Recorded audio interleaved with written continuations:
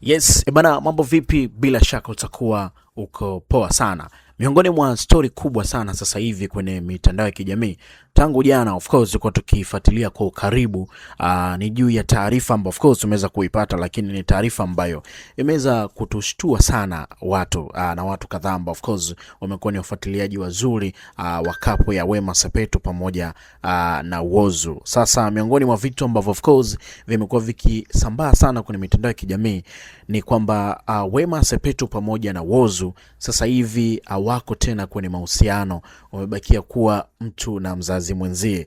Sasa hili swala bwana kidogo limekuwa limewashtua sana wadau, kwa sababu watu wengi wanapenda sana hii kapo, lakini wameweza kupambana. Yani Whozu amekuwa ni miongoni mwa mtu ambaye of course alikuwa akisifiwa sana na watu wengi, mwanaume ambaye ameweza kumpa heshima Wema Sepetu, lakini kwa nini wameachana? Na hii hata Juma Lokole pia aliweza kutusanua kwamba penzi hili limekufa sasa hivi, na hii kutokana na moja kati ya clip ambayo of course aliweza kuiposti Whozu akiwa anaimba nyimbo mpya ya Mbosso, Nandi pamoja na Istokizi ambayo inaitwa Malaika.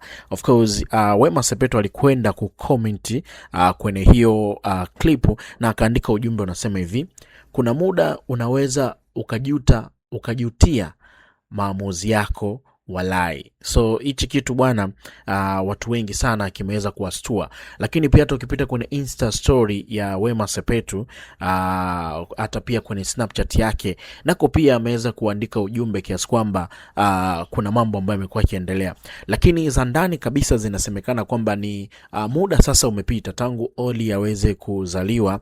Of course walikuwa na ukaribu mdogo tu mchache, lakini this time around Whozu pamoja na Wema wamekuwa wako mbali kwa muda mrefu, na kikubwa ambacho kinasemekana ni kwamba Whozu ana muda tena wa kumlea mtoto, yani ana muda, ana time tena ya kuwa karibu na Wema Sepetu na vitu kama hivi hapo. Yani kuna baadhi ya mahitaji ambayo Wema mtoto anahitaji, basi yamekuwa hafifu kwa upande wa Whozu. Sasa hichi kitu of course ndio kimeweza kuzua mjadala mkubwa na kusababisha wawili hawa kuweza kutengana. Tunafahamu si mara ya kwanza Whozu na Wema kuweza kutengana. Hii itakuwa ni mara ya tatu kama sio mara ya pili, ambapo tushaona Wema Sepetu aliweza ku move on kwa Whozu na maneno yakawa mengi, stresses zikawa ni nyingi, lakini baadaye akaonekana wako tena pamoja, wakasameana na mambo yakaendelea, na kipindi wanasameana ndipo ambapo akatokea huyu mtoto ambaye amekuja katikati yao. Sasa hizi ni story ambazo of course tumeweza kuzifuatilia kiundani zaidi, na hili jambo watu wengi wapendi litokee kwa sababu wanaamini kabisa wameshatengeneza familia, na istoshe mtoto bado ni mdogo sana, so wanapaswa kuendelea kuwa pamoja ili mambo mengine yakae sawa. Bana, kwenye upande wako wa comment kulingana na hizi situation ambazo zimekuwa zikiendelea, nini hasa comment yako? Dondosha comment hapo tukae sawa.